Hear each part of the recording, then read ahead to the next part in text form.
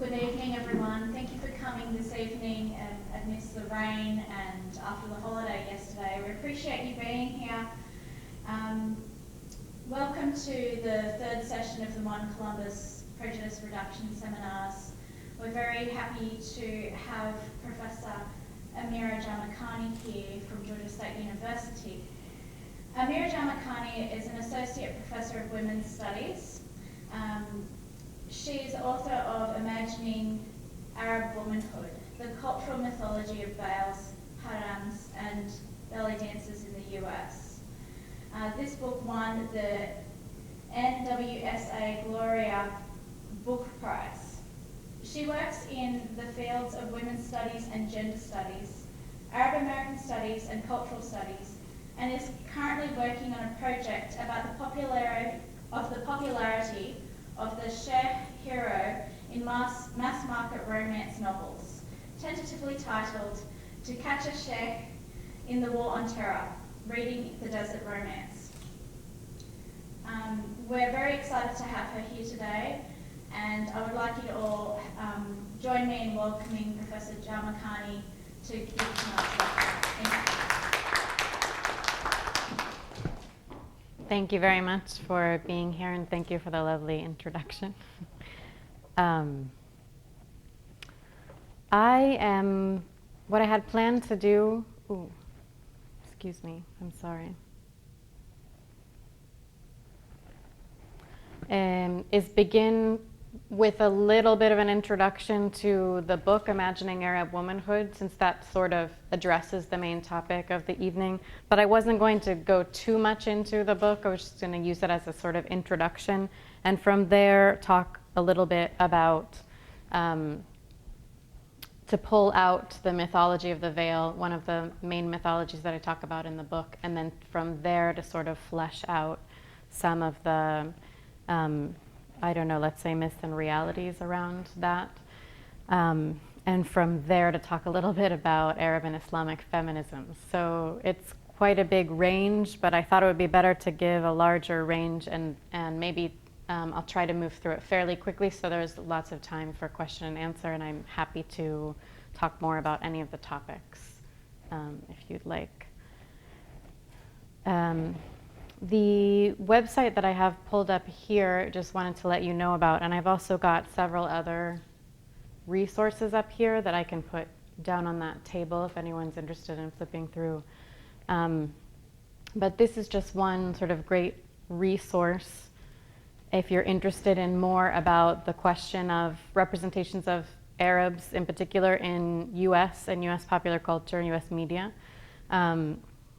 The website, as you can see, is just www.arabstereotypes.org. It's a project of the Arab American National Museum, which is located in Dearborn, Michigan. Some of you may know that that is the city with the largest concentration of Arab Americans in the United States, and some say outside of the Middle East. Arabs outside of the Middle East, that would be, not just Arab Americans. That has to do with Ford and things, but that's another story. So it's the project is part of that, an Arab American National Museum. And as you can see, it gives you a little bit about who Arab Americans actually are, and then it breaks down some of the popular perceptions, talks about why the stereotypes exist to begin with, and then it's got some great resources as well to point you to other books and things if you're more interested.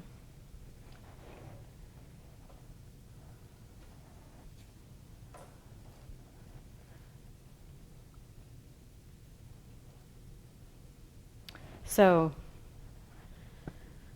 this is the opening image to talk about the book. I'm actually just going to use the first image, and then I'll take you through a whole bunch of other ones and not talk a lot about them toward a later image to follow up on that.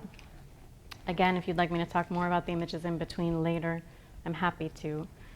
But I'll give you the little spiel on this. I'm sorry that the fine print is a little hard to read, but you get the picture in the images. That's the main point. This appeared in January of 2001 in an issue of Maxim magazine. And in that, one can find a short, presumably lighthearted column entitled, How to Start a Harem When It's Time to Shake Your Booty and Chase Some Veil. Shake. of course cleverly spelled S-H-E-I-K. Predictably, the images and text in this trite how-to guide employ stock Orientalist and sexist tropes, sometimes combining them in crude and seemingly unrelated ways, as in the caption underneath an image of a man riding a camel, which reads, in case you can't read it, "The worst case of camel toe we've ever seen." What is perhaps most striking about the column, however, is its ability to incorporate such a wide range of Orientalist caricatures in just a few brief paragraphs. So that's why I begin with it here, also as a way of talking about what Orientalism is. It invokes the categories of the harem, the sheikh, and the veil, while simultaneously deploying the image of the Middle East as a space of erotic, sexualized fantasy. Further, it reaffirms the grossest misperceptions of the harem as a space of pure sexual fantasy, where a man can have, quote, "a few dozen ladies on the side," end quote, and as a space of absolute male power, where the master of the harem surrounds himself with eunuchs, so he'll, quote, "never have to worry about other men dipping their pens in company ink," end quote. Those are from this column, of course, the quote. While the Maxim column clearly exemplifies Orientalist and misogynist attitudes toward Arab and more generally Middle Eastern womanhood, it also illustrates sort of the major question I was interested in when I wrote Imagining Arab Womanhood, which is, why are representations of veils, harems, and belly dancers so intriguing for US audiences? And more importantly, how have they maintained salience and power for these audiences, re-emerging again and again in countless permutations since at least the late 19th century? So it was sort of over 100 years of these images that I was looking at. And they remained remarkably consistent. So I'll move toward using this as a way of talking about what is Orientalism and how can we understand that, what that means from this. Beyond providing an example of an Orientalist and sexist representation of Arab womanhood, the Maxim column exemplifies some of the key features of such images. So there are three main features I'm going to talk about. First, they're persistent and pervasive enough to serve as an immediately recognizable shorthand for larger themes of Orientalist exoticism, licentious sexuality, and heteromasculinist fantasies about owning and possessing women. As the How to Start a Harem column itself indicates, these images lead to others. The category of the harem often implies that of the veil, even though the harem is a space in which women typically do not veil, because the harem is often imagined to be occupied by voluptuous women wearing ballooning harem pants, a halter top, and a transparent veil, as in the cartoon that accompanies this column, of course. This costume, famously worn by the character Jeannie in the popular 1960s and 1970s sitcom I Dream of Jeannie, also invokes Orientalist images of the belly dancer, since the costume was popularized in colonial cabarets featuring belly dance performances. Indeed, the Maxim column is important more for its banal, trite, and everyday Orientalism, rather than any uniqueness or exceptionalism. That's part of why I begin with it. It gestures to the profusion of Orientalist images in US popular culture, from representations of veiled women in Reebok advertisements, I say here recent, but now it's more than a decade old, and Benetton advertisements, to belly dancers on popular sitcoms such as The Simpsons and Sex and the City. And also to others, like the invocation of the harem on a movie poster advertising the James Bond film, The Spy Who Loved Me, and in the Maxim column itself. So that's the first feature. It's persistent and pervasive. It comes up again and again across a wide variety of contexts. The second feature of Orientalism that's demonstrated here is the fact that it participates in a kind of citationality. And by that I mean it itself cites other Orientalist representations. So, well, I'll tell you how. In a classic Orientalist move, the author of the column utilizes Alev Leidel-Crudier's book Harem, The World Behind the Veil, as his factual source to reveal the truth about harems. He says, so that Maxim readers, quote, fantasies will be historically accurate, end quote. Despite the fact that Crudier herself relies on a range of Orientalist representations, so the book is filled mainly with French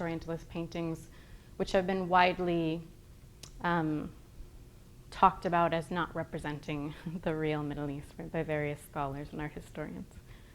Even if unwittingly, then the article of this column replicates a main feature of Orientalism. According to Edward Said's definition, he uses evidence from within Orientalist discourse to validate his own contribution. So one of Edward Said's main points was that when you would look at one image, you would notice that it was sort of referencing all of these other images. The famous example he gives is reading, I believe, Edward Lane's Customs and Manners of Egyptians, and reading a passage and saying something about it struck me as really familiar, and I was trying to figure out what it was until I realized that it quoted almost exactly a passage from Flaubert. So the point there was that these scholars were reading each other and using each other as evidence, rather than sort of the evidence of the actuality. So that would be the second main feature of Orientalism. The third, that this one demonstrates, the third key feature of Orientalist discourse is that it is voluminously productive. Just when it seems that the tired stereotypes of the submissive veiled woman, the voluptuous and now also empowered belly dancer, and the erotic and endlessly available harem slave have lost their luster, another outrageous how to start a harem column, another overwrought image of a woman trapped or hidden behind a veil, or another exoticized representation of belly dancing shimmies its way into popular culture. The sheer popularity of such images implies their salience for the various historical contexts in which they circulate in the United States.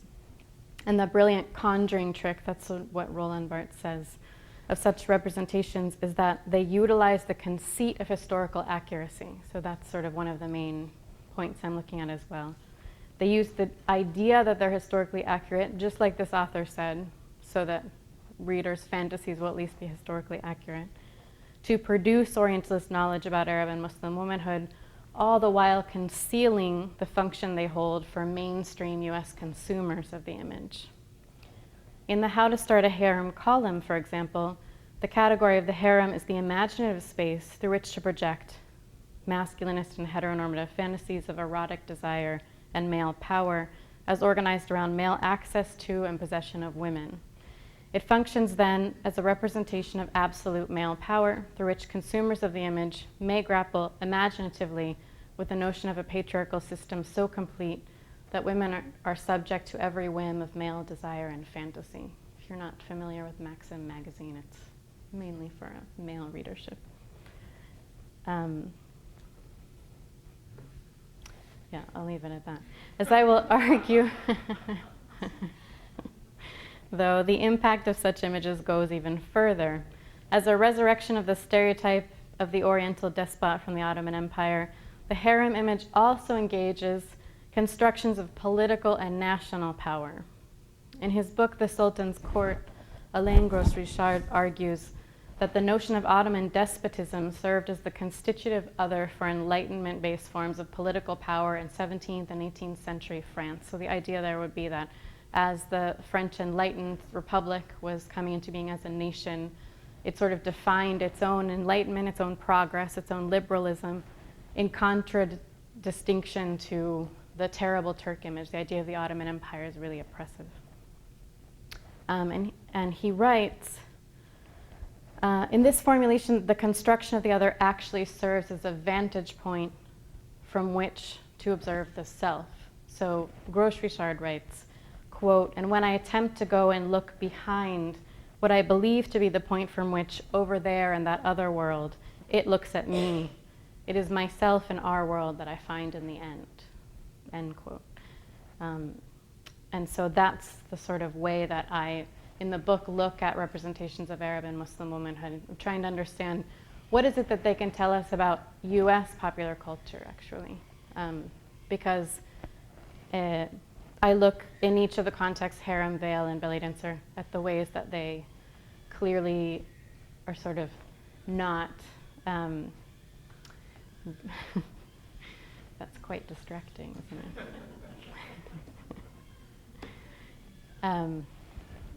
The way that they do not tell us something about Middle Eastern culture more generally.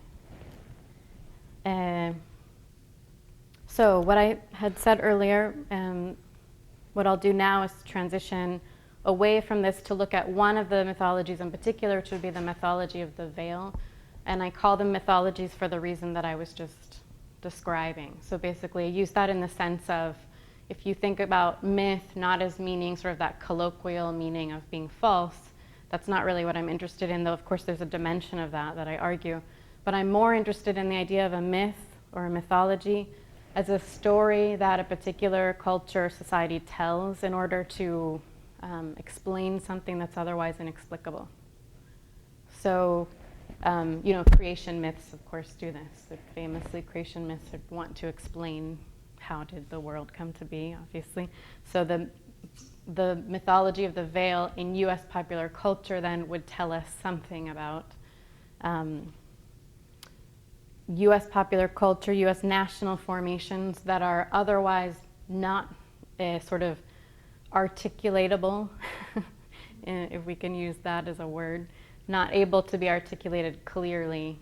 And so they sediment more easily through this image, coming up over and over again.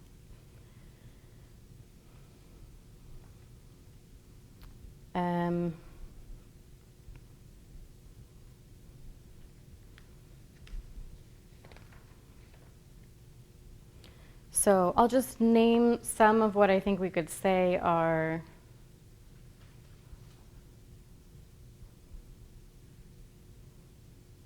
let me do this first, which is to flip through, just to show you, because I think we're used to now thinking of the veil, the mythology of the veil, in terms of its valence as this idea of signaling that all Middle Eastern women are oppressed or brutally oppressed or something like this. But I wanted to show you some images that show how that also can shift and change depending on the historical or political context in which they're emerging. So it's actually a fairly contemporary version of the mythology of the veil, and I argue in the book, but I won't say that much more about it now, but I argue in the book that has to do with the shifting relationship between the United States and the Middle East, the shifting political relationship. So as the political relationship between the US and the Middle East becomes more fraught, as contact becomes more fraught and political and mediated by militarization and war as well, the veil as a barrier, the perception of it as something oppressive, becomes more salient in US popular culture. But I'll show you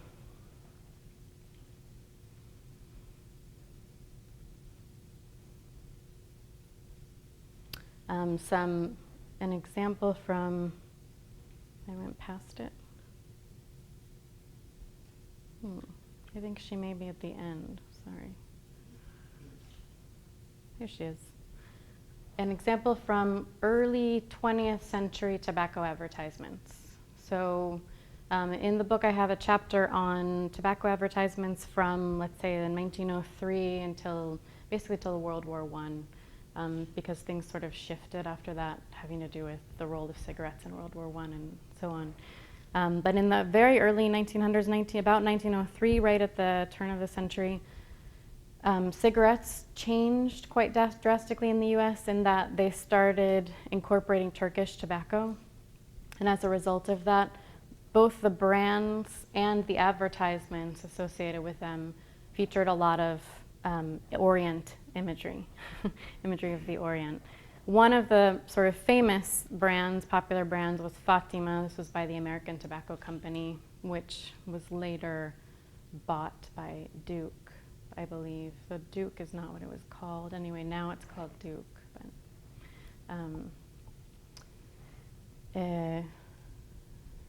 And you can see here that the sort of title character, Fatima herself, is veiled, but there's something interesting about her veil in comparison to the kinds of images we see really contemporarily, which is that it's transparent.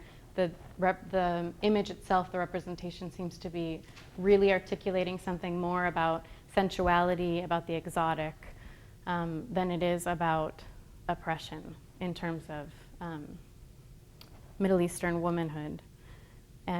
So that's just one example to give you, and I talk about the context of the early 1900s and what the image of the Middle East, the main predominant image of the Middle East was at that time in the United States. It was much more associated with the Holy Land. That was sort of the main thing that was going on in a variety of kinds of ways. These things always remain fairly constant. It's not that the Holy Land association with the Middle East has gone away. It's just that it shifts valence in some way, right? Or maybe something else takes a little bit more prominence for various kinds of reasons. So that was the example of that. But the images that we see more commonly contemporarily would be things like this. So this is the Reebok advertisement that I had mentioned earlier. I found it in July of 2001 and never found it again after September of 2001.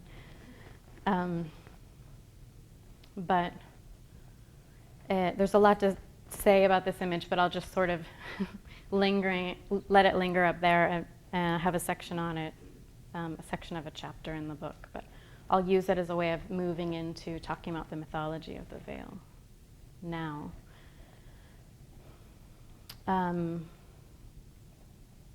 Excuse me, the opposite. So given that this image tells us something about how perceptions of the veil are flattened in US popular culture. In other words, they tend to contemporarily signal one main thing, that a woman is hidden, covered. That's partly why I use this, right? There's that phrase, behind the veil, shows up over and over and over again. I don't have it in this PowerPoint, but in others, I just show a range of popular books about the Middle East that came out shortly after 2001, and almost all of them have behind the veil in the title, which implies that the perception is of the woman as being trapped, as being hidden against her will, as being oppressed, again, all of these kinds of things. So we would want to then take a moment just to talk about what Frantz Fanon famously called the historic dynamism of the veil. In other words, what are some, I couldn't possibly hope to cover all of them, but what are some of the variations, some of the contextualized ways of thinking about this garment, this item of clothing, and the ways in which it's been inhabited in different kinds of contexts. The first main question or distinction that often comes to mind would be the question of choice, or more often force, lack of choice, right?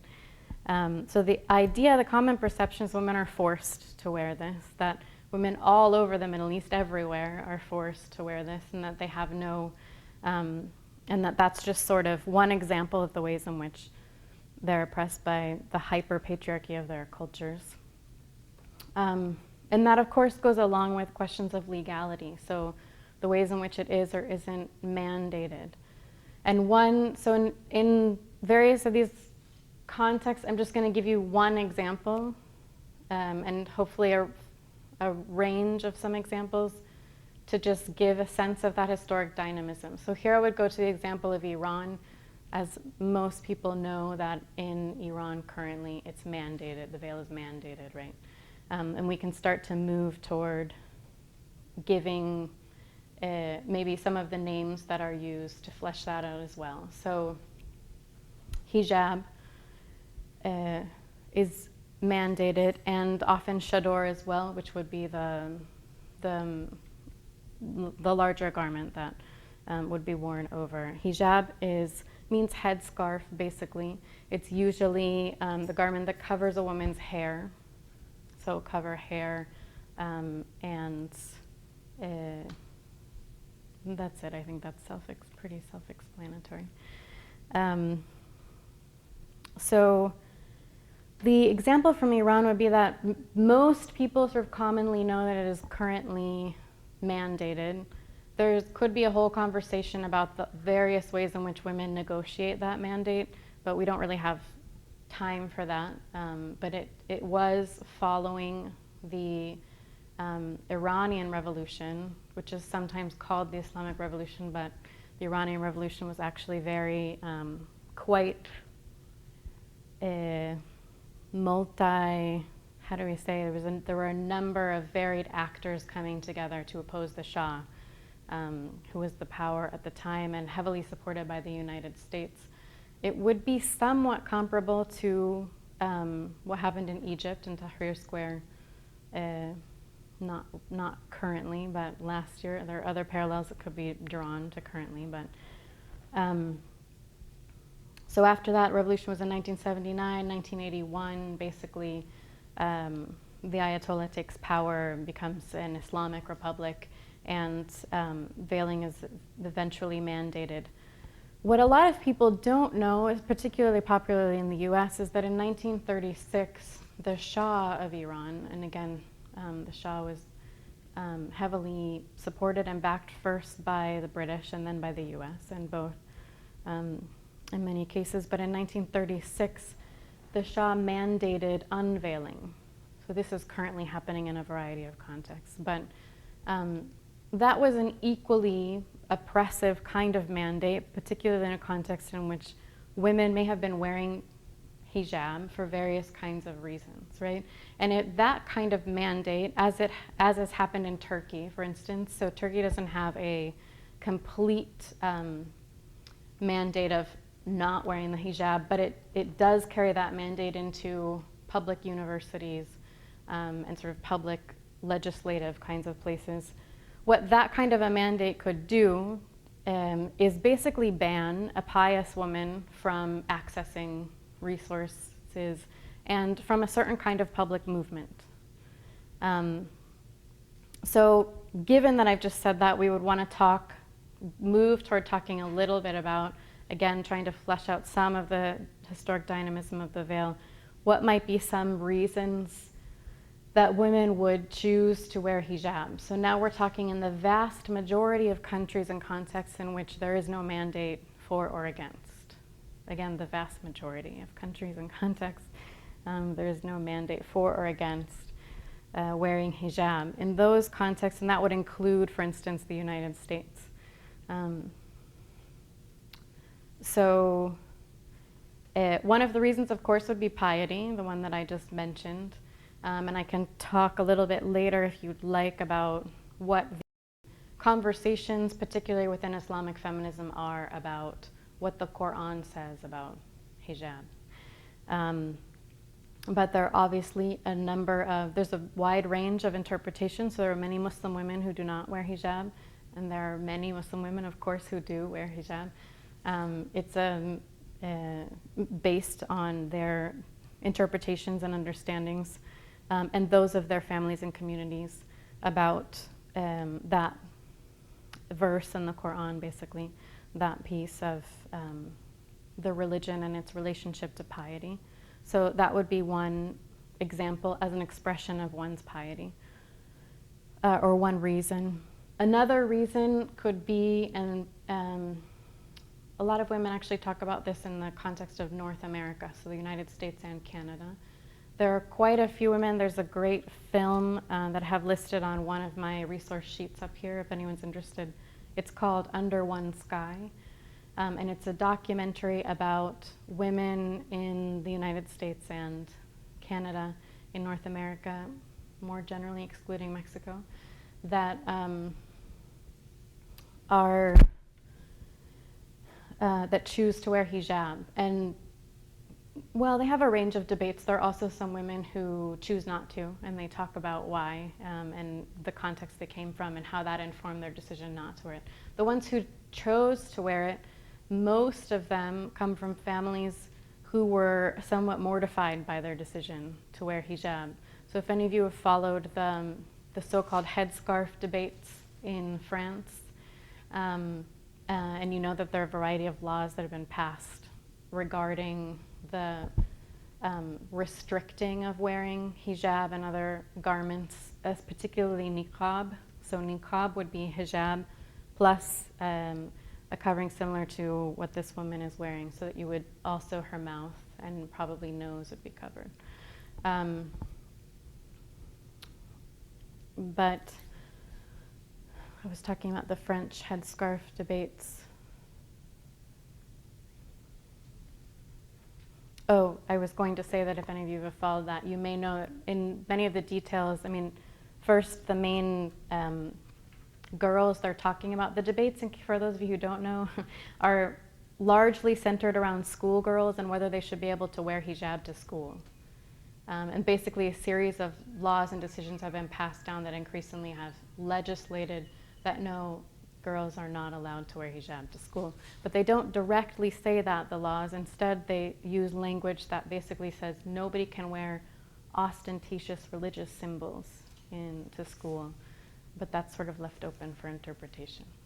So it seems quite targeted at what is usually perceived to be ostentatious, which is the hijab itself. Several of those girls who are part of the case, who are parts of those cases and those debates, said, because one of the main conversations that comes up in the French context is, well, basically it's kind of like a we want to save these girls from their families sort of argument. They shouldn't be forced to wear this garment. And so we are saying this is a secular society and they're not allowed to wear it in school. But several of the girls involved actually chose to wear hijab despite their parents not wanting them to. So that finally brings me back to the point that I started on here, which was to say another reason for wearing hijab that comes up in the documentary I mentioned, Under One Sky, would be for political or cultural reasons. So these women name the fact that they're living in broader cultural context, a broader societal context that they have perceived to be hostile to their cultural religious identity. And they then adapt wearing the hijab as a sort of statement of identity. So that could be another reason. And then finally, a third reason, these aren't always mutually exclusive, of course they could be overlapping, but a third reason we could sort of talk about that women also mention and talk about, and one of the best explanations of this is in a great article called Do Muslim Women Really Need Saving by Laila Abulugo. She's a famous anthropologist at NYU, and I can get you that source as well. It's quite concise, it's about 6 or 7 pages, and it does a really great job of talking about just that question, do Muslim women really need saving? In it, she describes, she's actually focused on the burqa, so here it might be a good moment to talk about that, because a lot of times, particularly of course, following conversations about the Taliban, U.S. entry into the war on terror as linked to Afghanistan, the word burqa has become collapsed with all other forms of what we also call very generally the veil. Hijab is sort of the most general term for headscarf, like I said, and that would be the garment that you would find mostly in the Middle East. A burqa is a very specific form of garment that you find pretty exclusively in Afghanistan. So that would be the garment. I flipped through, this is an image of, it would be the one on right here, shown here. So this is, I'll just give you the context really quickly. This is a National Geographic image, so the magazine National Geographic. The photograph of the girl is a very famous image. I don't know if, how many of you recognize it? So it was taken by one of the National Geographic photographers, Steve McCurry, in 1984. I believe it showed up on the cover of National Geographic in 1985. It was during the Russian occupation of Afghanistan. You know, Russia was there for quite some time. And it became really famous because people talked about how she became the symbol for refugeehood. People thought that the photographer had really captured something timeless and classic about the state of being a refugee. Coincidentally, he says that he thought about her for all the 17 years in between, but coincidentally, immediately following the US invasion of Afghanistan in October of 2001, he decided he wanted to go back and try to find her. And so there's a documentary about it. It's called In Search of the Afghan Girl. And it resulted in a follow-up cover image on National Geographic in 2002 of her holding the image of herself as a girl. So we don't have time to talk more about that, but I was distinguishing a little bit between the ways of calling things. What I wanted to go back to is the third reason. I was on a third reason that women might wear hijab. And I was talking about the Laila Abu Lugod article called Do Muslim Women Really Need Saving? And in it, she describes the garment as a form of portable seclusion. So there, I would just emphasize that another reason could be a sort of, basically a way of negotiating patriarchal society. So if you know that you're living in a patriarchal context, which would characterize sort of the vast majority of societies and cultures currently, then you also know that women and women's bodies are regulated by particular kinds of ways of thinking about women's bodies. So in the US, this is not normally, this is not usually sort of regulated through covering. This is much more regulated through uncovering, right? Which we tend to read in the French example as well as liberating. And yet, I think a lot of people could tell you, maybe would tell you that the sort of suggestion to uncover, to look sexy and liberated and these kinds of things are not always liberating. They can have their own forms of repression, of disciplining, and the ways that people are imagining the gaze, the regulation of that, the societal gaze, let's say, which is generally patriarchal, doesn't mean that it's only men. Because women, of course, can participate in patriarchy as well. That those gazes, women regulate each other's looks and bodies and things all the time, right? So that would be the mode that we would see more commonly in the United States or France, let's say. But we could say that another reason to wear hijab might be a way of negotiating this patriarchal context. Basically, when you know you have to move in a public space where your body will be somewhat regulated, and here it's just it's not a tangible thing, it's a societal kind of regulation through visuality and other things, and sometimes through actual touching, harassment in that form. But in those cases, the garment can offer a mobility that not wearing it wouldn't. So it's not to say that there's no patriarchy, but I wouldn't argue that there's no patriarchy here either. So that's another kind of thing that could come up. So I wanted to quickly try to move to talking about women's rights in the Middle East. So that's another thing that I think is commonly perceived to just not exist. And I'll talk a little bit about that, and then we can move to questions. So if we can say that some of the things that the veil does are, let's say it does 4 things. First, it's perceived as a cover, as something that hides women. I talked a lot about that. Second, it collapses and confuses the Middle East with Islam. So one of the reasons that Afghanistan and Iran are popularly perceived to be part of the Arab world, even though they're not, has to do with the fact that Islam is the major religion, and those two get collapsed together often. Also, the veil is often associated with tradition, so it's assumed to be a primitive or backward cultural custom, which should be abolished. Also something that's just been hanging around forever, despite the fact that, as the example of Iran shows, demonstrates, it clearly has not been the majority mode of dress throughout its entire history. There's been a lot of fluctuation. The same is true for Afghanistan and many other contexts. And then finally, it gives the impression that women have no agency and have not even thought of gaining rights on their own. So that's what moves me into talking a little bit about, very generally and broadly, about women's rights in the Middle East. Just to say that women's rights movements have existed in the Middle East at least as long as they've existed in the United States and Europe. One of the most influential movements was in Egypt in the early decades of the 1900s.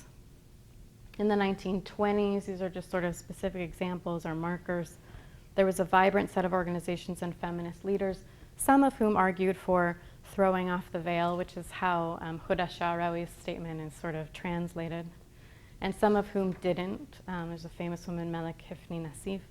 She was also called Bahithat al-Badia, and she argued for remaining within an Islamic framework, and she actually argued that she didn't want to argue about hijab, that there were many more important issues. So all of them fought for fundamental rights for women, such as equal access to education. And the important lesson we should learn is what I just said about Malik Hifni Nasif, which is that the veil is a piece of clothing, hijab is a piece of clothing, and it should be seen as such rather than the central aspect or symbol of women's rights or equality. So that's the trickiest thing that's happened with it. It perpetually raises itself up or gets raised up as a symbol of something, and in that it obscures a lot of social and political context. So one of the main ways that operates as a symbol is in relationship to colonialism. So I'll give you an example from Egypt. Leila Ahmed, who's a scholar who's written a book called Women and Gender in Islam, she's talked about the impact of British colonization of Egypt on the women's rights movement in the book I just mentioned, and specifically in a chapter called The Discourses of the Veil. She discusses the way in which the veil functioned in the same ways in early 20th century Egypt that it's currently functioning in the US. So Lord Cromer, the British Consul General in Egypt at the time, advocated for basically saving Egyptian women from the veil and ensuring equal education. So the argument was Egyptians need us, British, to be here as colonizers because we can bring these more modern customs and things, and we need to save women from this custom. Again, that was a major argument and a major justification for being there. But his goals in regards to women led to that justification, which was seen as a backward country. Egypt was seen in a backward country in need of modernization, in part because of its treatment of women. And the irony is that it becomes clear, as Ahmed points out, that Lord Cromer's main concern was not really women's rights in Egypt. We could say, we would provide evidence for this to be the fact that he was a leader of the anti-suffrage movement in England at the time.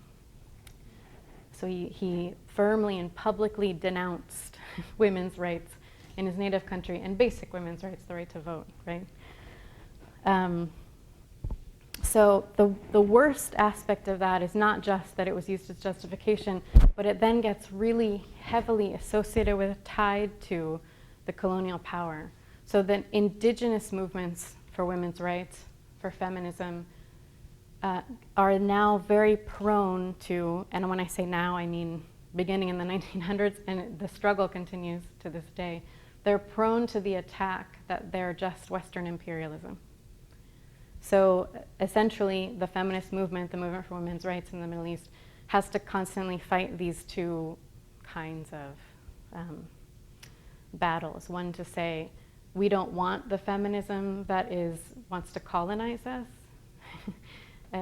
So for example, the Revolutionary Afghan Association of Afghan Women, of women in Afghanistan, RAWA, which have been active since the 1970s, very publicly denounced and asked for support in denouncing any US invasion of Afghanistan. But there was a really, and their argument, of course, is this, that we know in every case, I can't point to any case, maybe there is one, but I can't point to any case in which war or military invasion has helped women in any way. So it most often erodes women's rights, not just their rights, though various aspects of their lives for a number of reasons. For the breakdown in security, for the fact that men get taken away or out of the home for various reasons. Let's say they go to fight or they die. So the burdens on women rise in terms of providing for their families and caretaking. And then they find themselves often also in a very insecure situation and really trying to make sure that they can meet basic needs, because conflict, depending on how heavy it is, can also erode those access to basic needs. I'm going to skip this next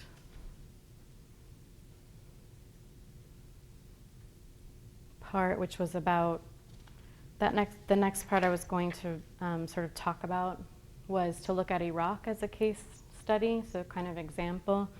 But I fear that will take too long, and I wanted to get to your questions. But I can just say quickly that Iraq also has gotten sort of, the perception has been, particularly in terms of the idea of US invasion and why we go there and how that gets linked in some ways to women's rights and bringing women's rights, that Iraq had long been the example of a sort of good example of women's rights in the Middle East, so at least since the 1950s. It was active in the 1920s, as in Egypt. You know, there were various kinds of movements going on. But in the 1950s, you just see this sort of long list of laws and things get passed that are in favor, pro-women's rights. Some of those were a version of state feminism, which we also don't have time to talk about, but nevertheless existed. And finally, then, just to look at the ways in which women's rights, basically the situation of women, gender rights and gender justice in particularly, really crashed, really eroded, beginning with the Iran-Iraq war, which is in the 1980s, continuing into the US sanctions that lasted 11 years, and then finally into the invasion and occupation. And by the time of the invasion and occupation, you had many women who who had to quit their jobs, couldn't really move in public anymore.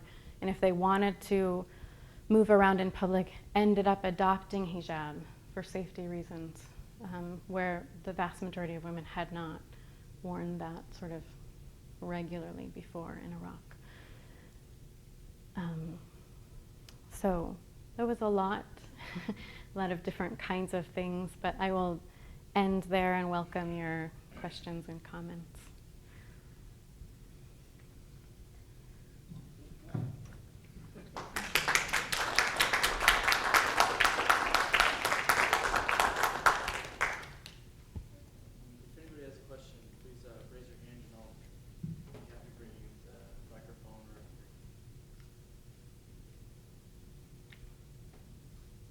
I was particularly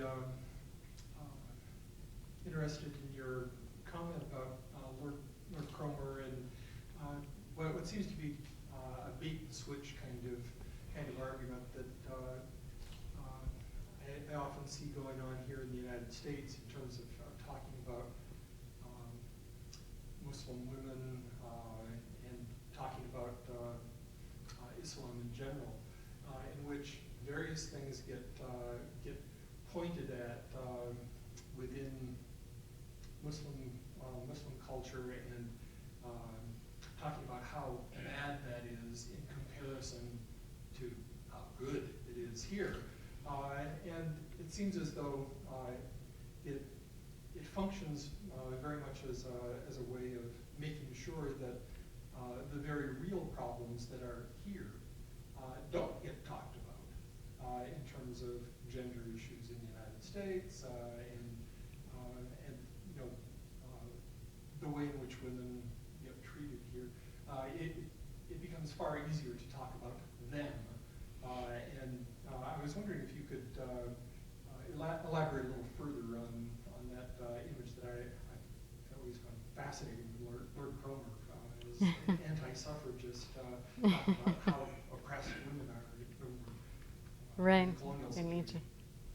There's one other famous example I'll just give you, which is the French colonial example in Algeria in 1956, I believe it was. So that would have been toward the beginning of the independence struggle. Algeria is famously colonized in a really, really long time. One of the longest colonized places. It began in 1830 by France and lasted until 1966. I believe I always have a thing where I can't remember it's 64 or 66, but you know what, in 64, is 56 to 64, I believe, is actually the struggle. In any case, in 1956, as France begins to see some really clear resistance for independence, nationalist resistance, It staged a really interesting thing, so it's another kind of good example where it brought women from rural areas into the city. I believe it was Algiers, but that part I'm not remembering that well. It literally bussed women in from the rural areas, and then it staged a whole kind of ceremony in which these women threw off their veils. So they literally, so the idea was to communicate very theatrically the idea that the French colonizers had liberated the women.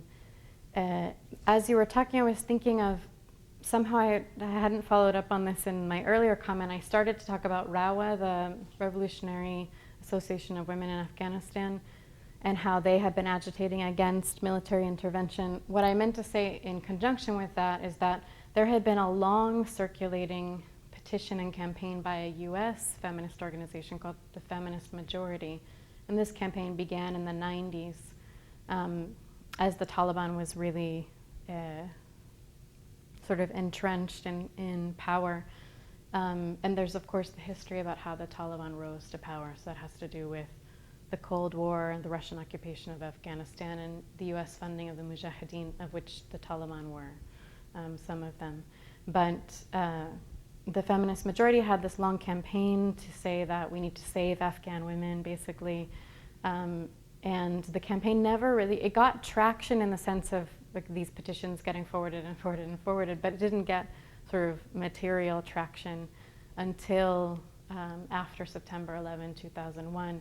And then the Bush administration really picked up on this argument, and it also could point to a real live feminist organization in the United States and say, this is why we need to go, among other reasons, right, that it gave the administration, that is. But that is a kind of good example of what you're saying about pointing over there and then not looking at domestic concerns. So one could say at the time, the Feminist Majority Foundation, and not to say that they weren't looking at this, but there were many women's rights issues that they're concerned with, that their sort of platform says that they're concerned with, things like abortion, but also reproductive justice more generally, reproductive rights for women, that were seriously eroded under the Bush administration, which could have been something to really focus on, right? The energies got shifted to some quite devastating effects for Afghan women.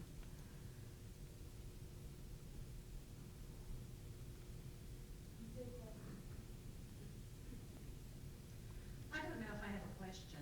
I'm thinking, we talk a lot about the oppression of Muslim women with hijab. Do you discuss anything about Catholic nuns here in the United States that wear the habit, or the is it Orthodox Jewish women that also wear the headscarf? We don't look at those people at all. When we talk about headscarves, all we're talking about are Muslim women. Do you address that at all in your book? I don't, that specific topic, no, I don't directly address that, but there's a great anthology called The Veil that does exactly the comparative work that you're talking about. So it looks at the range of contexts and to say, why are we singling this one out in particular, and what does that have to do with, and how can we look at these others? There's also an anthology that does this somewhat similarly with female genital cutting. So that's another really sort of sensationalized issue that is usually called female genital mutilation, or FGM for short.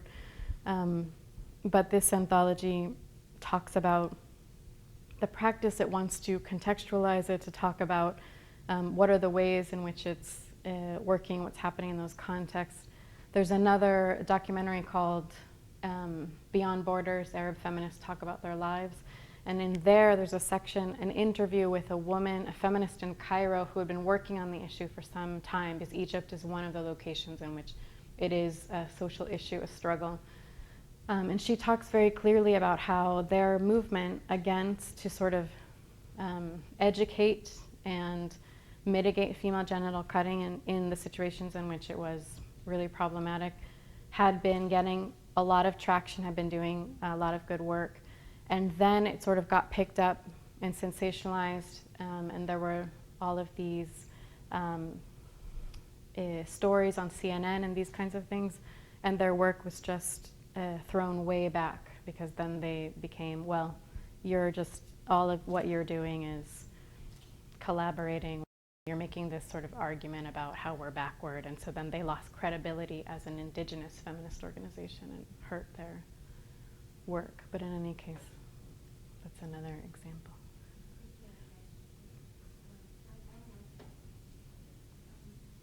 I was just wondering, does this minimize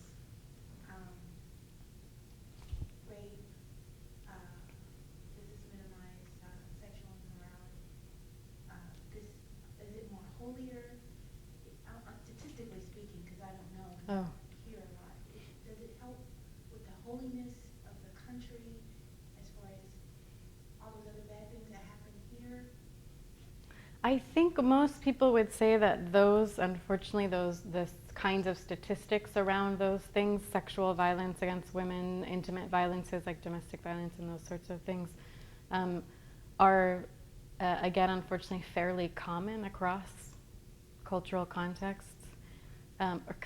Consistent would be. So it's not necessarily, though you will find individual accounts that say, like I was saying earlier, some women will say, for example, in various contexts, that it enables her to move in a public space in a way in which she couldn't move without being sort of touched or harassed otherwise. But in terms of the actual physical and sexual violence, I don't think I would argue that it necessarily mitigates it, because that would imply that sexual violence is about, it kind of takes us back to that argument that you hear in the United States and various other places, like, well, what was she doing out late at night? Why was she wearing that short skirt anyway?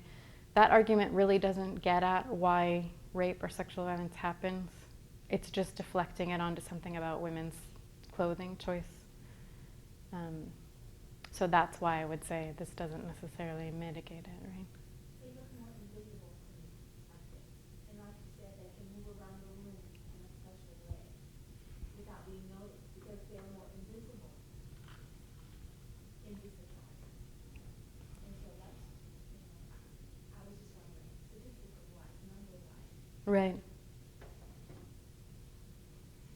Those are hard statistics to get to. You mentioned the Quran, that this, the veil is mentioned in the Quran. You were going to comment, I believe. Yes, I never came back to it. What does it say in the Quran? And as you say, it could be open to interpretation. Right. Well, I believe I have the ayah or the line here. So let me read it if I do.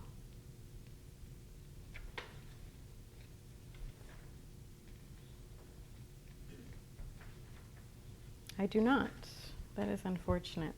But the line reads, the only line in the Quran that really directly says something about hijab in particular, does not mention hijab at all, and does not talk about it, but it says that both women and men should cover themselves to be pious and to be modest. So modesty is a really important virtue within Islam, and what it does say more specifically about women is that they should cover their bosoms. That is the sort of literal translation. So as you can see, that bosom is not face, and it's not even hair, right? But it's gotten interpreted as usually as covering one's hair. And Layla Ahmed makes an argument that that has to do with some cultural customs that were actually in existence before Islam came into context. So it was a sort of case of there was that line in the Quran, and then the reason it got interpreted as hijab in particular, covering the hair, and sometimes hands and feet, sometimes various things, right? Niqab had to do with the actual cultural customs that predated Islam. That's her argument. But I wonder if there's a generational difference, like if younger women, whether make a choice whether it's to accept the veil or not, and then older women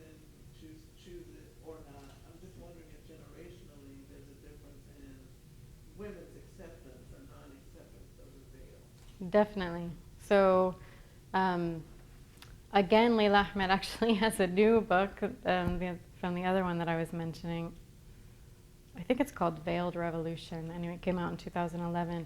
But she wrote it, I'm not going to quote from it now, but I just tell you that she wrote it because she was surprised to see women younger than herself, from a younger generation, wearing hijab in much greater numbers. And so she was trying to understand what was happening, because for her generation, it was, and for her generation in several contexts, not just Egypt, but like I mentioned, Afghanistan, Iran, and then it sort of remained that way in some of the Levant countries like Iraq and Syria and things. But there was a greater percentage of women not wearing hijab because they had come to associate it with, because the various ways people talked about being modern and what that meant, they had come to associate it with not wearing hijab and with a form of women's rights. Their daughters, on the other hand, took up the hijab in larger numbers because of the particular ways that their daughters had come to understand national and cultural identity, and how this became something that was a way of reclaiming that identity against a lot of sort of forces that seemed hostile, a lot of it depends on the context, but that wouldn't be the case for Afghanistan, let's say. In Afghanistan, the implementation of the burqa came from a really Islamically conservative group that rose to power, the Taliban, again, for the reasons that we talked about earlier. So it wouldn't be the case there, but it would be the case, let's say, of the women in Canada that I mentioned, from that, the daughters of women who didn't wear hijab, who ended up in Canada, they had immigrated from, their parents had immigrated from Iraq, Jordan, the Levant. And then, does educational level matter in terms of the... oh, that's a really good question. And a loaded one. Do you have a... Both my fiance and I spent quite a bit of time in Jordan studying, and one of the things, also in Egypt as well, one of the things I noticed was exactly that. There seems to be kind of a generational gap. It's actually the older generation that seems to wear the veil less. And if you walk around the universities, particularly the University of Jordan, and it's everywhere, and it's become a fashion statement, very much like here, people pick up fashion trends. Well, that's another one that's become common there, especially amongst university students, university age girls. And you asked if there was a class dimension. There is, contemporarily and historically, and it shifts. So let's say earlier in 20th century context, you may have found that women from the working class would not have worn hijab as much because they needed to work. And there were various reasons that just didn't make sense, whereas the hijab may have been more of a status of elite, a symbol of elite among the elite classes. There are some ways in which it operates in the opposite way now. So again, and that has to do with the way modernization and modernity got talked about and shaped in the Middle East, and it got shaped in tandem with colonial context, so inside of a colonial context. In those cases, some of the elite classes under colonialism became the first to stop wearing hijab. And there's also the dimension of piety, religious piety, and the ways that can get classed or perceived as classed. And you just can think about it in comparison to the United States. Right? Secularism tends to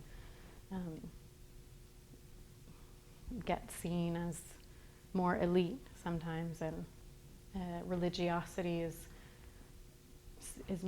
classed as working classes.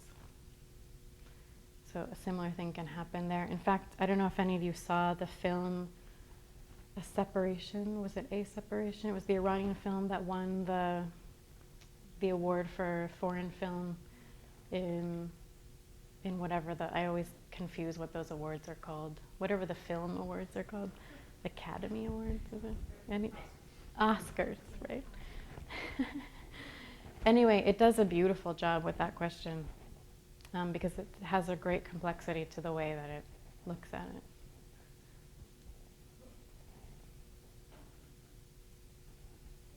My question is, are they abstinent as well? I'm sorry, I just. No, not at all. So is that what you mean? Are women who wear hijab sexually abstinent? No, not at all. In fact, there are all kinds of, so again in the documentary Under One Sky, there's this great moment where the women talking about the daughters who choose to wear hijab are talking about how they're sexual beings also, and how they like sex and they enjoy sex, and why do people make this association? In fact, Islam as a religion, people perceive it to be like really Puritan, for lack of a better word, to use a word that is really tied to Christianity. In fact, fundamentalism is also really tied to Christianity, even though it often gets applied to Islam. But Islam as a religion, as a framework, is very sort of open and positive about sexuality and women's pleasure. In fact, there's a line that says, there are few reasons, there are some reasons, right? There are various reasons delineated why a woman might have a grievance to get a divorce, and one of them is that her husband is not sexually pleasing her. So that was all to really drive home the point then. That's a very good reason for a divorce. Yes. I have a question. It's documented for them. Well, my mother is Christian Palestinian. She grew up in the West Bank. And she always has a comment sometimes when she's raving on about the Middle East. She always talks about how when she was growing up in Palestine, the Muslim women were so much more scantily dressed than the Christian women, and they were so much more, the Christian women were so much more conservative. And it was only after, she always says it was only after the Iranian Revolution that they really started covering up. And I wondered about that, and if you had any comments about that shift. Was there a shift or something like that? That is an interesting, that she ties it specifically to the Iranian Revolution. But, I think what happened sort of shortly after the Iranian Revolution, and it's not necessarily directly connected, are the clear resistance and nationalist movements within Palestine. So the first Intifada begins in 1987, at the end of 1987, really in 1988. And those nationalist movements for independence, tend to mobilize women as symbols of homeland in ways that sometimes make these kinds of symbols reemerge. And that's not to say that that's a great thing. It can be a really unfortunate thing, right? There are a lot of there's a lot of writing about this in the context of India, actually, in the way that it happened there. So how women become these symbols of home, and as such, they have to be all the more pure for various reasons. So it's basically a way in which nationalist movements, anti-colonial nationalist movements, were very patriarchal.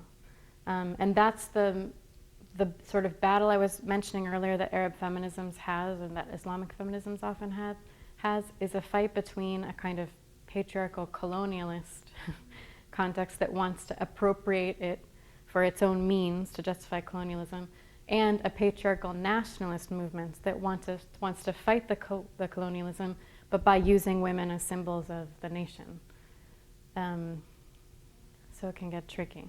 I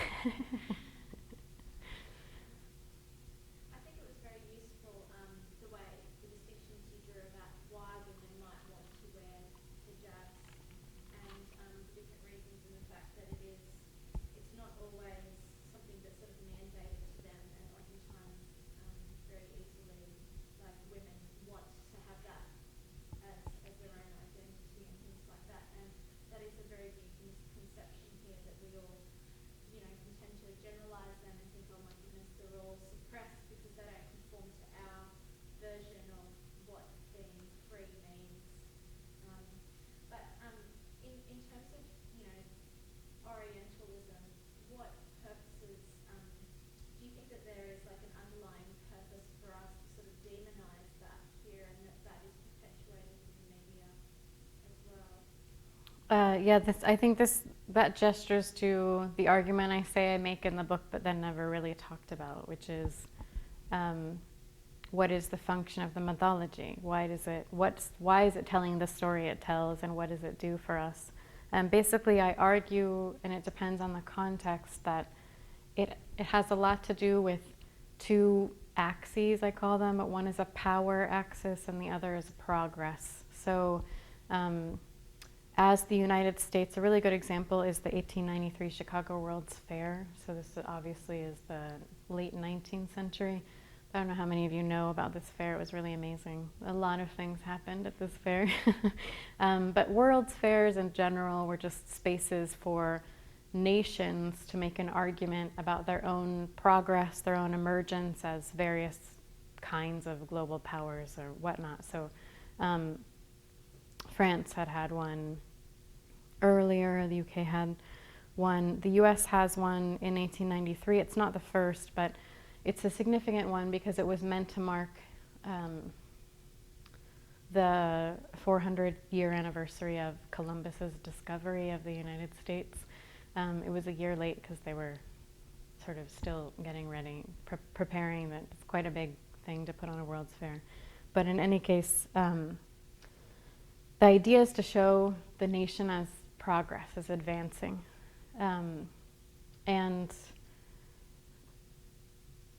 One of the arguments I make is that in this rush to be the exemplar of progress, to show all of the new modern things that one has as a nation. So the main exhibition in the 1893 Chicago World's Fair was called the White City. And in that it had several buildings. So one would be like a mechanical building, another would be a transportation building. And these would be where the United States basically would show off all of the advancements, technological advancements it had made. So it presents itself as a modern nation. But what I say, I'm not the one that first says this, I'm building on other scholars' work, but is the way that can provoke an anxiety about what you're losing as a nation. Namely, the connection to nature, the frontier, the rugged individualism of the frontier. So this idea that modernizing would sort of rip the cowboy out of his rugged roots and make him into an effete gentleman, you know, and those sorts of things. And that what happens is the nostalgia for that gets displaced onto cultures that are perceived to be still in that evolutionary step. It really was seen in those kinds of evolutionary ways. So that images emerge that, like the Omar cigarettes, used consistently, the images, they're always outside. The palace is like maybe somewhere in the background of the advertisements. These are early 20th century tobacco advertisements. But what they really argue for is this connection to the abundant earth. The 1893 Chicago World's Fair was the opening talk was a famous talk by Frederick Jackson Turner, historian, who pronounced the end of the frontier. So the idea that the frontier was over again was a major kind of concern that was circulating. So that would be the progress axis, and the power axis would be concerns about the rise of the United States as a powerful nation in the world. And so what I say is that the Middle East starts to have, you start to get images that, do you remember how I mentioned about France as a nation distinguished itself as an enlightened nation, a liberal, progressive nation, by distinguishing itself from this image of the Ottoman Empire as despotic, as the terrible Turk image, right? The Sultan, the oppressiveness of it. So that's the idea here, that the United States, again, that it's an idea of crafting one's image, that it presents itself as the progressive but also powerful nation in contradistinction to this idea of the other kind of barbaric or backward forces it's conquering or bringing into to democracy and liberty.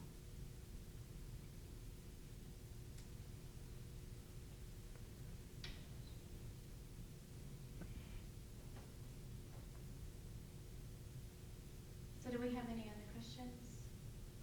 Okay, well, that will conclude us this evening, and I just wanted to say thank you very much for coming and sharing your knowledge with us, and it's been very useful to have that understanding from your perspective. So thank you very much, Professor Amira Jarmakani, for coming to Columbus all the way from Atlanta today in the rain for us. We really appreciate it.